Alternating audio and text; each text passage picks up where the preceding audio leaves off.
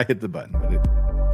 Welcome to Loan Officer Success Live, sponsored by Premier Lending, the show where the mortgage industry's top players pull back the curtain.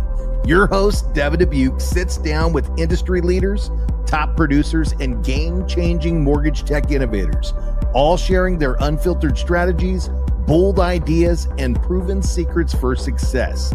Get ready to take notes, think bigger, and play to win, because this is Loan Officer Success Live.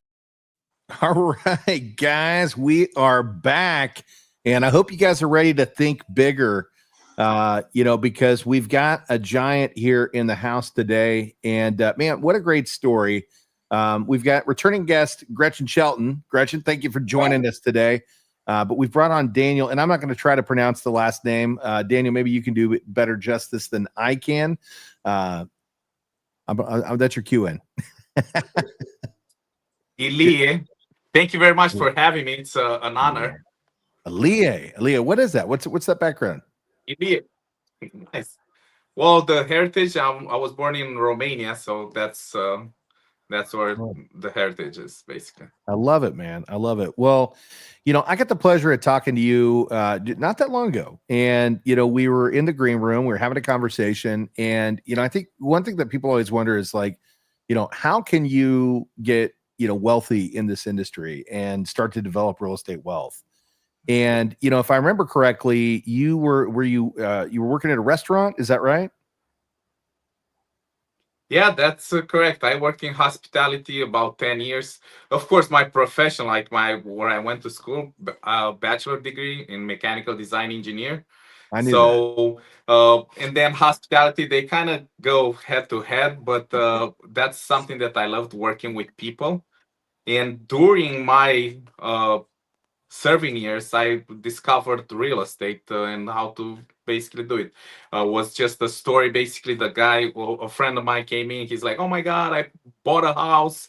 And I'm like, "Whoa, wow, how did you do it?" "Well, I just put this much down," which was like, at that time was about $15,000. That was in 2017. And I'm like, "You can buy a house with $15,000? I'm like, "I want 3. Just kidding. I couldn't get 3, but that was the idea behind it, That was it. So then I kind of Googled the real estate agent, found one. What is it? Yeah, where were you when you heard, that you could buy for $15K? I was at work. I was working as a server at the Capitol Grill.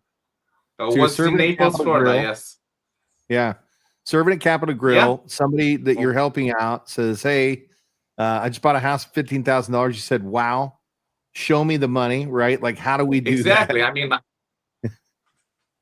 exactly. So then I start getting more into it, Googling, found a real estate agent, and I went on this pursuit, which took like 6 months, believe it or not. So I've seen, because I didn't know, you don't know anything at the beginning. That's how I felt. But with the right professionals, you get educated. And when I bought the first home, at that time, it was about $175,000, and 3.5% FHA loan. Had to stay there for a little bit, but then my situation kind of changed, and I rented it. And then when I rented it out, I saw an opportunity.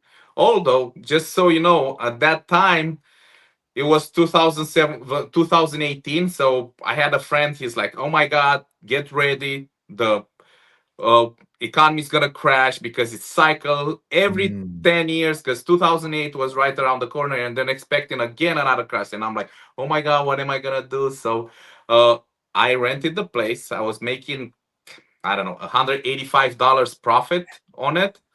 And I did the math. My math, my mind went straight to the numbers, and I thought about it. So I put about $15,000 to $17,000 was all my money, and then I was making $185. That's almost $2,000. It's actually $2,000 a year, and I'm like, that's a good return. So I want to do this again. So then I started on this path of gaining more properties, and then I thought about it. Hey, let me get my real estate license. And from another story, then a friend of mine heard me what I'm doing. He's like, "Can you teach me too?" I was like, "Absolutely." There's so many properties in that you can invest in. It's like, why not? I don't have all the money to buy all of them. So that's when my path kind of changed and my vision. I was going to say, what was that point where you were like, you know what? This doesn't just have to be me making money. I can help other people build wealth too. Like, what was that? Like, what led you to that? I mean, like at that point, I was feeling like, because I was at the beginning, I didn't know, so I was feeling that I need to grab more knowledge, so to learn more, learn more. Even today, that's what I do. For me, knowledge is power. These are things like it's never like I don't know everything ever, but I make sure I'm updated 100% to whatever's going on in today's market, and whatever I need information, I'm gonna go find it. So at that point, I was hungry to get knowledge, knowledge, knowledge. And I had so much, like, so many opportunities everywhere. I was looking everywhere and I saw opportunity, opportunity, opportunity. So that was the moment where I was like, well, if I can create this kind of team, let's say, of investors, that would be amazing. So after the first person came on board, which he's still buying properties right now as we speak, basically, because he ended up like right now he has a passive income of about, I don't know, maybe 50, $60,000 a year, just like from investment property, which is amazing. It's fantastic. Well, I got to ask you you know this, because along the journey at some point, you had to have some scares, right? Like, what was that toughest season in your journey where most people might have just quit? What'd that look like for you? I mean, like every day. Real estate is not the easiest one. And listen, we just had a transaction with Gretchen, which she did amazing. I can tell you that. I mean, this team right here, and I'm not trying to brag myself, but I will. Just, but Do it. we Toot your had a horn. beautiful newlywed couple, and we had to basically make everything possible to get them in that home. And Yeah. we negotiated a great deal for them. We got them closing costs. We had repairs done for them, and the loan wasn't the easiest one. But after a few inventive ways and not giving up, Gretchen did it. Which that's, I mean, you can say like, yeah, that can be a turning point, because 95% of the transactions, guess what? They're gonna have a problem. Yeah. I want to be out of that 5%, but 95% of the transaction, they have some kind of problem. My promise to my clients is basically, hey, listen, I'm going to be there for you. If you have a question, I'll pick up the phone and dial my number, and I'll be there. And I'll be there. Doesn't matter if it's Sunday, Monday, 1 a.m., 2 a.m., or 7 a.m. I'll be there, because I Well, understand what that means. yeah. I'm glad that you said that, because, what that makes me question is, when someone says, Daniel helped me change my life, right? What do you want them to mean when they say that? I already believe so. This is one of I just had, and speaking of that, I just had a post on Instagram. Um, a couple that I helped move about 4 years ago, they posted a video where they basically thanked me, and that means a lot, because uh, you're part of the memories. You're part of people's right. Like, they're making the biggest transaction of their entire life. Doesn't matter if it's an investment property. Doesn't matter if it's a second home, a primary residence, or just a transition. This is a huge transaction, and it's not like you have all the knowledge, you're in that field, so you have to have somebody that's you can rely on. That's where we come in, like as experts in the field, because that's what I want. I want the person that comes to me to feel comfortable, that they have the right person in this journey of theirs. Yeah. Because and then that's very satisfying for me, the fact that she mentioned and she still like appreciates that. It's just brings a lot of joy, and that's something, for example, I didn't find working as a mechanical design engineer in front of a computer, you know? So There was no connection there, right? You didn't get to watch the yeah, smiles on the faces. you're Yeah, connected for sure, but yeah. I love that, man. Well, I would love to ask this question, because I know that, you had actually mentioned something the other day, and you said, my only competition is myself. Where do you think that mindset came from? you remember that. Good.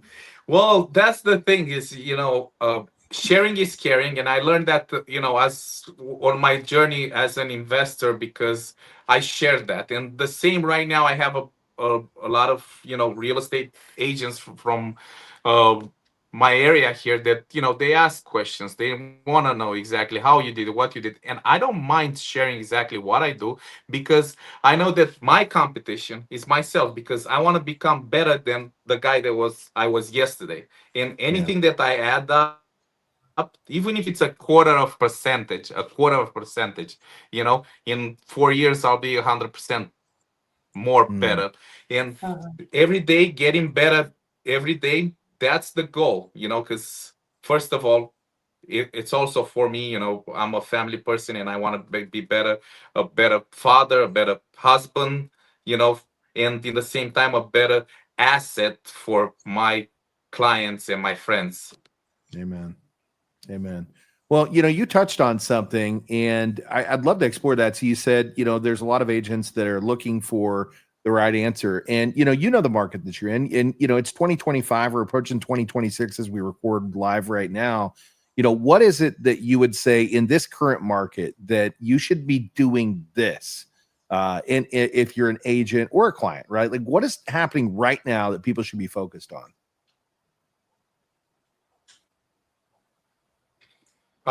I focus on, of course, my clients, and the knowledge is power. So whenever, let's say, it's slower, it's not slow for me, because I build up, I get more classes done. I just got the seller specialist designation, which I never had time, but somehow found the time, because I need to be competitive.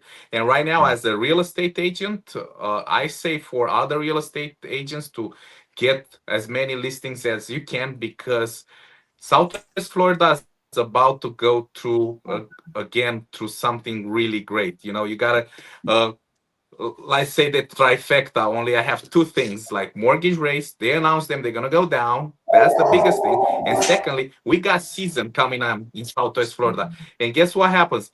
Historically, since they start keeping track of the data, uh, March and April, they're the highest in sales all the time. That means a person starts to look for a home probably in December, January, February. That's when we're gonna be. So I expect for the sellers that have been waiting for the past months to sell it, for them to sell it right now. So let me ask you this. Um, you said get more listings, and some people may be listening and going, but how? What do you suggest if you're looking to, find more clients? And of course, you've got a blueprint for how you got here. What does that look like? Is there just a faucet? You just turn it on? So one of the, I wish. Where's that faucet? Devin. So my approach on this was like, I'm not sure. I'm not sure if you're a believer or anybody's out there, but I can tell you this. There's a saying that Jesus Christ has in the Bible, and says, uh, "Let the kids come to me." It Mm, doesn't say bring them over to the parents. Doesn't make them come to me. So from that, I understand differently. I understand that what I do, and by becoming better day by day, I will attract, they will come to me, yeah. you know. So that's what I focus on. I focus on providing results for my customers, and that's what I advise other real estate agents to do. Basically, focusing, like when I get a one-on-one with my clients, client, depending buyer seller. This is my thing. I become an expert in their needs. Okay, so my focus, number one, it's them. From that, I create a strategy that will get us to that objective, because that's what's important. It's not because when somebody's, oh, I want to sell a property, I want to buy a property. Well, okay, that's easy to do, but what you gonna do after that? What's the plan? Why are you doing this? What's the step? Because for me, if I understand better, then I can provide a better service, and that's what I believe. The focus should be of any real estate agent out there. Well, what do you think the biggest myth that people believe about real estate is? Like, what would you say that is? The biggest myth? Yeah, yeah. Well, something that's not true, let me right? think. One of the things. Well, that you can make your own schedule, that you can do whatever you want, whenever you want. Yeah. The blessing and the curse is that I'm blessed that I can work from my phone, and I'm cursed that I can work from my phone. Yeah. Well, I'd love to hear that too. What does your schedule look like? I think a lot of people question it because, again, when you're talking to somebody who's a top producer who's out there moving and shaking, what does a typical workday look like, right? Like, is it just nonstop? Are you heading from property to property to meet people and you're on the phone all the time? What is that? What is that day to day? Well, you have to have you cannot. It's not the chaos. I know it sounds like it, but my thing was with the schedule. I'm available to my clients whenever they need me to, and I understand that people, yes, they have normal jobs. They have normal jobs, or from 9 to 5 they need to work. So they're gonna have to talk to me after 5 o'clock or in the weekends. That's when they're gonna pop on. Realtor.com or Zillow and be like, hey, oh, I like this home. Daniel, what do you think about this home?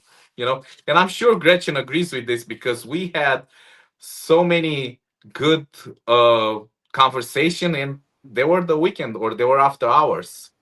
Yeah. But my schedule, it's I would like to keep it obviously from about 9 I start working, because in the morning I wake up, I just enjoy. I go through the garden. For example, today I went and I saw my bananas are coming up, which is great. I'm gonna post about that on my Instagram, so everybody follow so they can see my bananas. But and that's something that gives me a peace of mind. And I actually connect. I like to walk barefoot because I like to connect with the earth, because that's something that we're missing these days. We're like always asphalt on everything like that. And Well, then Daniel, when you say you're dig in, grounded, and you're I can literally show you my grounded. schedule and my chart if you want. Yeah, no. I Exactly. actually like what you just shared with us, because at the end of the day, a lot of times people don't take time for themselves. And that self-meditation, that ability to sit down, and we actually been talking a lot about this. We do a morning show called MLO Live. And, one of the things we've been talking about is burnout, which can be a real thing in this industry, and I think what you just mentioned there, waking up every day, going out to the garden, walking out there barefoot and just taking it all in and being there with, your plants and the earth, that allows you to stay grounded, and it allows for you to avoid burnout because you are taking time for yourself for meditation.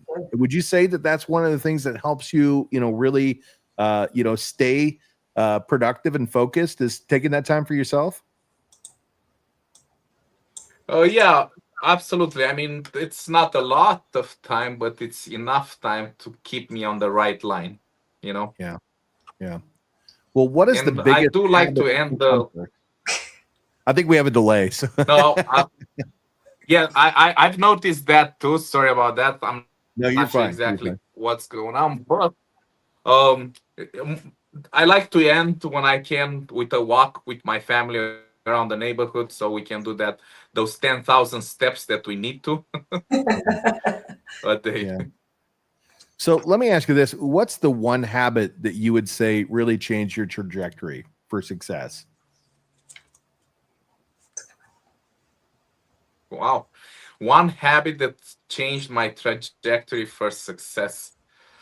Uh, the fact that I actually start to this hunger of knowledge, it doesn't end. Once you get it, you're always hungry. So this maybe some books, the books that would be a good habit. Yes, reading What? more Give me one. books. Give me the number one, the one that changed it all for you. The number one. The number one. I can't say it on TV, but there's a band. Well, because Mark Swanson has a kind of way of expressing himself, you know. I do have So, a sense of but I can. yeah. Deep in mouth. So the one that's good for somebody that's in a rut, it's unfuck yourself. Oh, sorry, I said it. I love that though. No, My no, no. I bad. love that.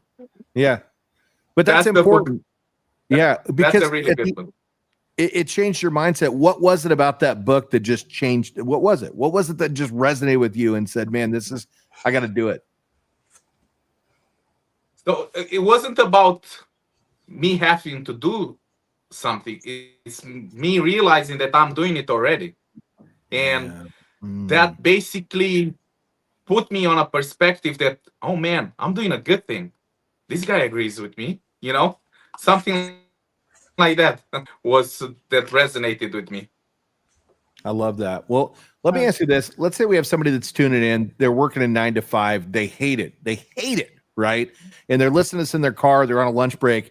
What would you say to them? Don't be a hater. Hater. Yeah. Yeah, I and like to think be a more- lover, you know, not a hater. Yeah.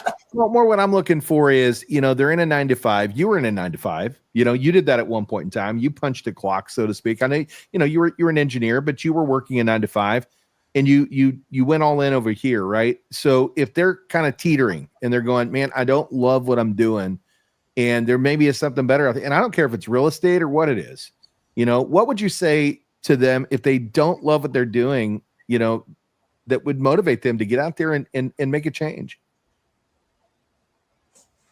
So yeah, first of all, if you're stuck into a job that you don't like what you're doing, you gotta change that, because you're gonna spend 40 hours a week in that job. You don't want to be hating 40 hours, you know. But as far as, for example, in my jobs, I loved working on any position that I could. You know, I tried to see the positive part. For example, I worked as a Dairy Queen ice cream maker. You know what my favorite part of that, and I miss it? I miss turning those blizzards upside down in front of How about kids, the man. Q? Did To you see do their the Q, faces? the Dairy Queen Q? Yeah, with the little loop? absolutely. When with the soft serve, yeah, My man. absolutely. I worked at And Dairy Queen when I was even 16. when I worked, oh wow, that's nice, man. I love the ending of the nights when we had to clean the machines every night and we got all that ice cream. Oh, It's going to waste if you don't. For those of you that don't know, if you work for Dairy Queen, you got to tear down the machines literally every single night, sanitize them, and get them prepared for the morning crew that's going to set it up so that we're always providing great soft serve to our consumers. So, you know, maybe that's where your process driven came from, Daniel, is having to tear down those ice cream machines. Yeah, absolutely, it can be. But to get back to the question, like if you're stuck in a job that you don't like, you should set yourself a path, like at least a plan for 5 years, or if not every year. But where do you see yourself in 5 years, or most importantly, where do you want to be in 5 years? What's gonna be important for you? Is family important for you? Is money important for you? Is more time important for you? So you do that, and then you find yourself the vehicle to get there. For example, I had the crazy idea that I want to retire 47, and then I read another thing that happened. I read the Rich Dad Poor Dad, and he retired at 47. I said, "This is a sign. This is a sign. I have to do it right now." you know. I And love that. the reason why I chose this 47 was actually pretty simple. I started working at 17. Yeah. Average lifespan of an American is about 77 years. 77 minus 17. I said, I want to work half of my life. That's the 30 years. And Good half job. of my other life to not depend financially to go to work and be stressed and stuff like that. So Where are you? God's on my side, and I thank Him for that. And hopefully, I'll be retired in a few years. And say, where are you at on that journey? Are you halfway there? Halfway behind? Like, what's that look like for you right now? Oh no, we lost the star. Yay! He's back. I'm here. Yay! God. So I'm a quarter in. But now I have more knowledge that can get me there faster. That's it. Yeah, 100%. And I have more Knowledge is power. experience as an entrepreneur as well. So absolutely, I'm still on track. Well, I want to ask you this question because I think it goes hand in hand. Would you rather $100,000 right now or knowledge from your future self? Ooh.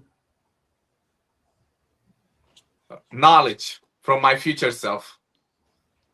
Yeah. And why? That's the most, well, imagine if I would have this mindset when I was 21. Yeah. I would have started buying those properties left and right. And then all my friends, I would have been like, you get a property, you get a property, you get a property. Let's do it. Yeah. Let's do it. Yeah. Well, and that's why I asked that question, because again, a lot of the times people are focused on what they can have right now, but that knowledge that you talk about, the books that you have behind you, right? Those are the things that have gotten you to where you are today. And, thinking about the future and who you're becoming in that person and what could they tell you now, the cheat codes, right? So to speak, that could just help you amplify it further. And again, I think I tell anybody that I talk to, I say it's very important that you have a mentor and a coach and that you're constantly getting knowledge, right? Because there's somebody else out there that's already done what you're trying to do. And you can either stumble through and find the mistakes and get the bumps and bruises, which is okay. We're all going to have that on our journey to success, right? But you can also go to somebody that's already had that same journey and learn from them so you can avoid those mistakes. And that's why I asked the question. That's good. So, no, absolutely. Well, I agree with you. I love it. I love it. Well, your prediction for 2026, right? We're 2025 approaching 2026. What do you see happening to the real estate market if you had that crystal ball? Oh, let me get the crystal ball. I think I have it. Just kidding. I don't have that crystal ball. But what I have learned in real estate, buying real estate and investing in real estate is a matter of decision. It's a matter of decision and what it's that going to do for you. Think about it. If you need to pay $3,000 rent, that's $36,000 a year, right? So in 2 years of rent, you're spending $72,000. If you put that towards your down payment and you're gonna have the same kind of like the same payment for your house, that's gonna be better because guess what? That rent that you're paying, 100% interest is going bye-bye, Yeah. So that's number one. So if you have to make a move, I think this is it. Speak with somebody that knows what it's doing. Gretchen and I, we've been so successful in successful. I mean, not about transactions. Successful in the fact that we got what the people wanted. That's the most important thing. It's like when you sit down and you see exactly how you line up their lives, because you don't want to put a family into a home that they cannot afford. That's the big no-no from everybody, because in 2 years, you're not part of the good memories. You're going to be part of the bad memories, and nobody wants that, So as far as go ahead. No, go ahead. No, it's the delay. I couldn't tell you. No, I want you to go on, man. It's not about me. It's about you today, Daniel. Okay, so basically, as far as an investor, what I learned again, because I cannot predict what the market's gonna be. I know the trends that are going, but as an investor, you have to focus on the only thing that an investor matters: cash on cash return. How much money you put in, how much money you get out, and if that sounds good for you, that's what you gotta focus on. Because guess what? Rentals go up, down, but mostly up. Like in the actual real estate value of a property, the same. It goes up, down, but trending all the way up. And when you buy and rent, the value of the home doesn't matter. It goes back to how much money you put in and how much money you get back. You know, Yeah. so those are things that you have to be informed of as a buyer. As far as the real estate in our area in Southwest Florida, I think right now it's a good opportunity for buyers. Buyers, if I would be a buyer right now, I would jump on and be aggressive in negotiating, getting a Yeah. very good negotiator on your side. Because after this drought that we had this summer, we had about 6 months that weren't fun, and now sellers they tend to negotiate better. And when the interest rates they're gonna decrease, that's when all the buyers are going to wake up. And I've heard that there are about 5 million buyers just waiting. And guess what's going to happen when 5 million They're all buyers going rushing to to the come on market. the market? Then They all, exactly, yeah, they all come back at the same everything's time. going to be competitive. Yeah. Well, when you talk about good And negotiators, I see two great negotiators right here. You know, Daniel and Gretchen. You know, if you want somebody to fight in your corner to make sure you get a great opportunity and take advantage of those low rates that are coming, and know when the right time to strike is, right? Like when is the right time? How to make sure that you navigate through that market. These two are experts, by the way. That's what that's why we have them on the show. And Danny, I didn't mean to cut you off, but there was another point I wanted to put out there. You know, you were talking about, how homes appreciate. And what a lot of people don't realize is that over the last 80 years, 8 decades, 80 years, it's a long time, right? We've only had 7 markets where homes have depreciated, right? That means the other 73 years, homes have appreciated, okay? And the average appreciation is 5% per year. And it compounds. It compounds every single year, right? So there's a reason why all the investors have been out there buying these homes right now and scooping up these properties while everybody is sleeping, because they're not looking at what the interest rates are doing. They're looking what the investment's going to perform over the long term. And this is how investors get wealthy, right? Flip through social and look at some of the biggest names out there like Grant Cardone, right?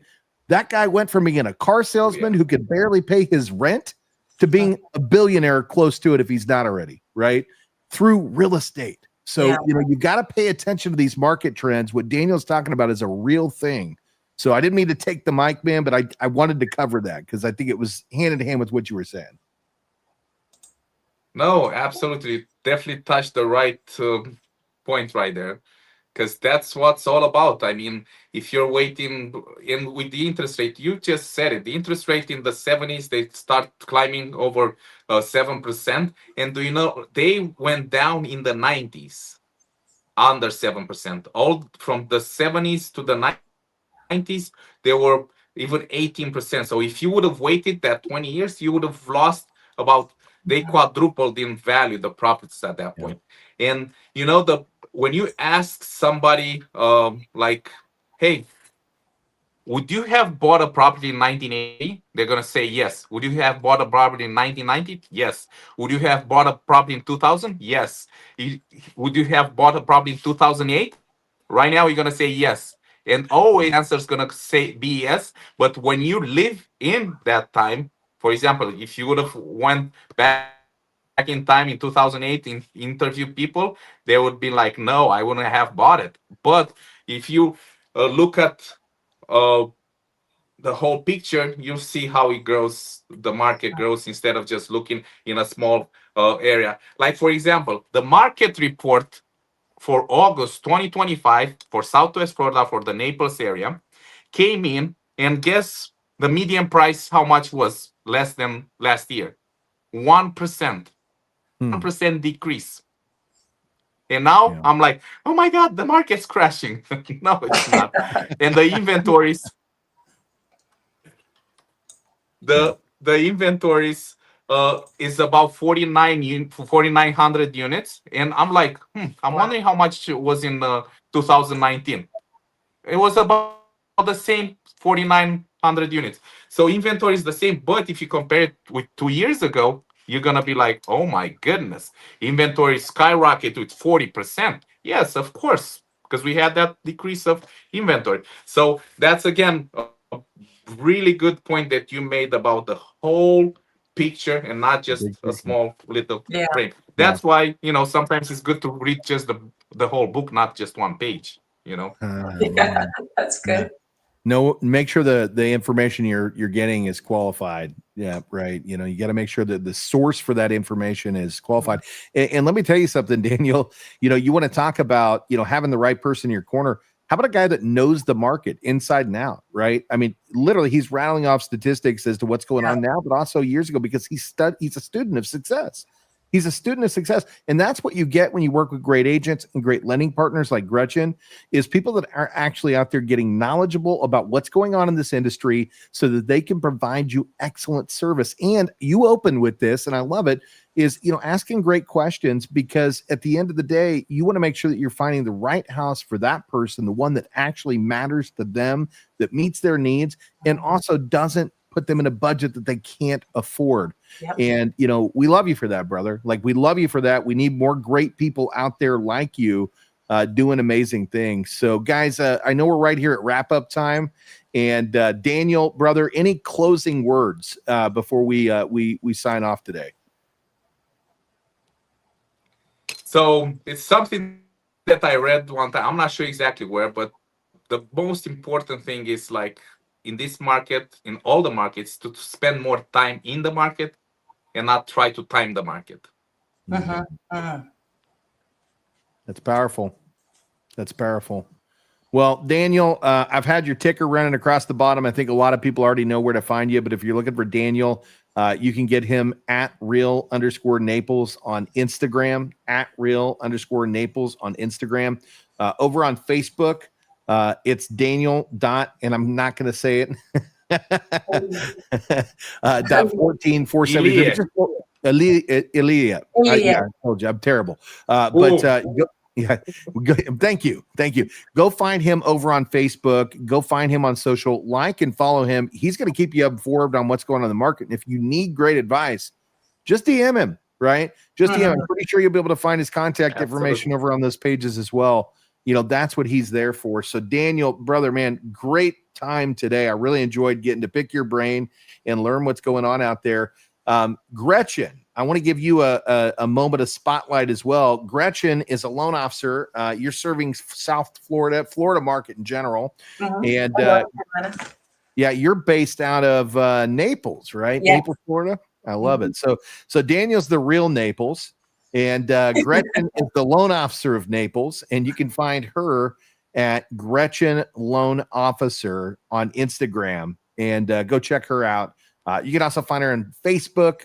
What's her name? Gretchen Shelton. Gretchen, any closing words from you? I'm excited to see how Daniel's bananas are doing. No, I love working with Daniel, because a lot of times when you think of like investing in real estate, you're thinking that you're buying something to rent, but he even looks at those people that are getting their primary home as an investment. He really is cognizant of what their goals are and helping them to get into something that they're going to thrive with. So it's great to work with him. I saw him on this last one, and every deal I've worked with him, he's so good at negotiating. Not only to help the people with closing costs, but even on the price. Like, he is just, I call him the ninja negotiator. He's really good. I love it. Well, killer.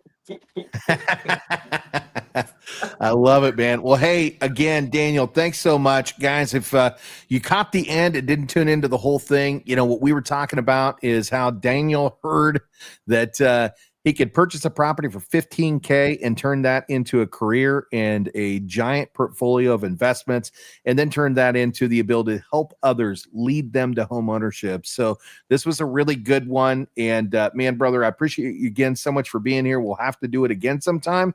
And To those of you out there in the audience, thank you. Thanks for tuning in, and we look forward to catching you on the next one. We'll see you then. Thanks. Bye. You've been watching Loan Officer Success Live, where real strategies meet real success. Don't forget to subscribe now and share it with your teammates, and keep leveling up, because your next breakthrough starts here. If this fired you up, don't just watch success, go out there and build it.